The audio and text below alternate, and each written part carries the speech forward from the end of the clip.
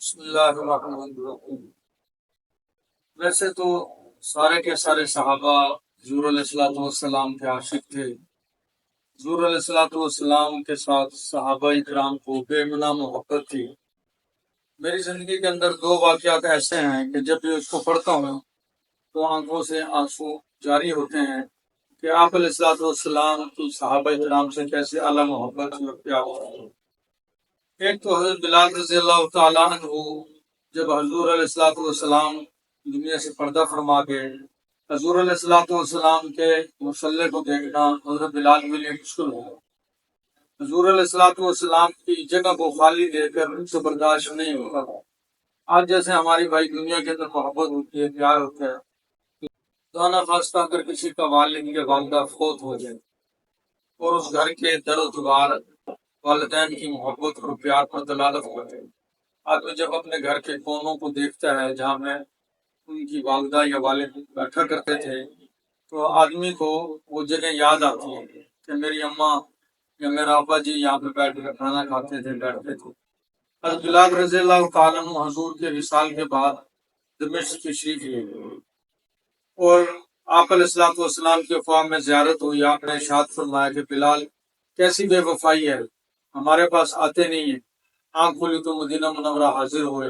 حضرت عمر رضی اللہ تعالیٰ کے زمانہ خلافت ہے، حسن و حسین رضی اللہ تعالیٰ عنہما نے اذان کی فرمائش کی، حضرت عمر نے سفارش بھی کی تو حضرت نے حضور کے زمانے کی اذان دی۔ جب حضور کے زمانے کی آواز ان مدینہ والوں کے کانوں میں پڑی تو مدینہ کے مرد و عورت روتے ہوئے مدینہ کی گلیوں میں آ گئے تو ان کو وہ حضور کا زمانہ یاد آ۔ تو حضور علیہ الصلوۃ والسلام کے ساتھ وہی محبت اور عقیدت صحابہ اکرام کو بہت اعلیٰ درجے کی تھی۔ یہ ایک ایسا واقعہ ہے محبت کے اوپر، میں اس واقعے کو جب بھی پڑھتا ہوں، دیکھتا ہوں، یاد کرتا ہوں تو مجھے حضور علیہ الصلوۃ والسلام کی محبت اور شفقت دل کے اندر اور زیادہ پیدا ہوتی ہے۔ حضرت معاذ بن جبل رضی اللہ تعالیٰ عنہ کو جب آپ علیہ الصلوۃ والسلام نے یمن کی طرف بھیجا گورنر بنا کر، حضور علیہ الصلوۃ والسلام ساتھ ساتھ چل رہے ہیں، معاذ گھوڑے پر بیٹھے ہوئے ہیں، حضرت معاذ اترنا چاہ رہے ہیں، اللہ کے پیغمبر ان کو اترنے بھی نہیں دے رہا۔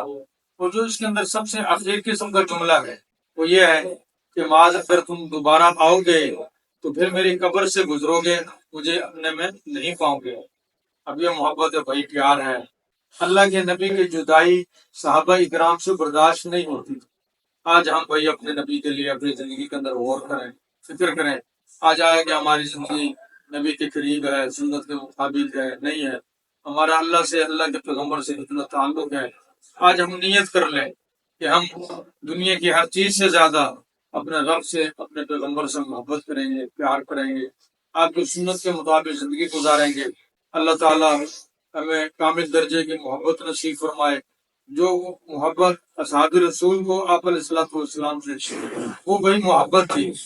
محبت جب کسی سے ہو تو پھر وہ محبت اطاعت پر انسان کو مجبور کرتی ہے۔ یہ ایسی محبت نہیں ہوتی کہ والدین بچے کو کہہ رہے ہیں کہ آپ یہ کام کریں، بچہ یہ کہے کہ جی محبت تو بڑی ہے لیکن میں آپ کی بات نہیں مانوں، بھائی یہ محبت نہیں۔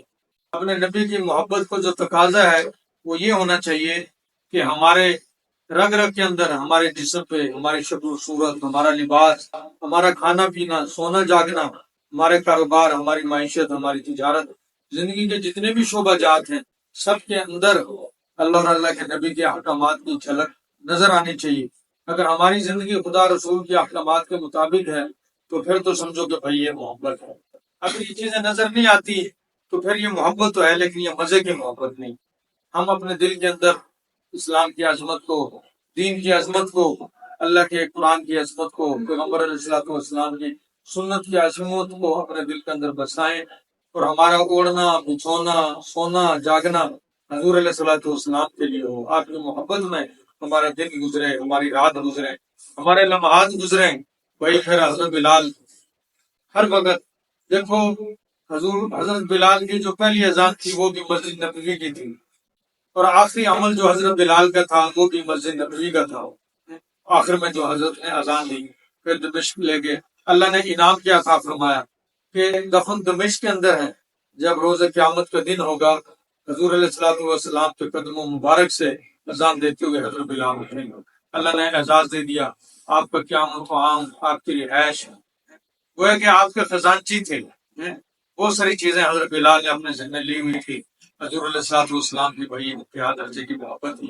دیکھو ویسے ان کو کوئی بھی نہ پہچانتا، امیہ بن خلف کے غلام حضرت ابوبکر رضی اللہ تعالیٰ عنہ کو خرید کر آزاد کرایا، لیکن نبی کے غلام بنے، نبی کے قدموں میں آئے تو حضرت عمر رضی اللہ عنہ فرمایا کرتے تھے سیدنا بلال، بلال ہمارے سردار ہیں، بلال ہمارے سردار ہیں۔ اور حضرت عمر کا یہ بھی قول ہے، فرماتے تھے حضرت ابوبکر صدیق رضی اللہ تعالیٰ قابل قدر ہیں کہ جنہوں نے حضرت بلال کو خرید کر آزاد کر دیا۔ تو یہ محبت ہے، یہ عشق ہے، یہ چاہت ہے جو اصحاب رسول کی آپ علیہ الصلوۃ والسلام کے ساتھ تھی۔ اللہ تعالیٰ ہم سب کو اپنے پیغمبر سے، اپنے نبی سے، محبوب رب العالمین سے، محبوب ملائکہ سے، محبوب خلق سے، اللہ کی مخلوق میں اللہ کے سب سے برگزیدہ، سب سے مقدس، اشرف، کامل اور مکمل ہستی سے اللہ تعالیٰ ہم سب کو محبت کرنے کی، آپ کی اطاعت کرنے کی اللہ تعالیٰ ہم سب کو توفیق عطا فرمائے۔ وآخر دعوانا ان الحمد للہ۔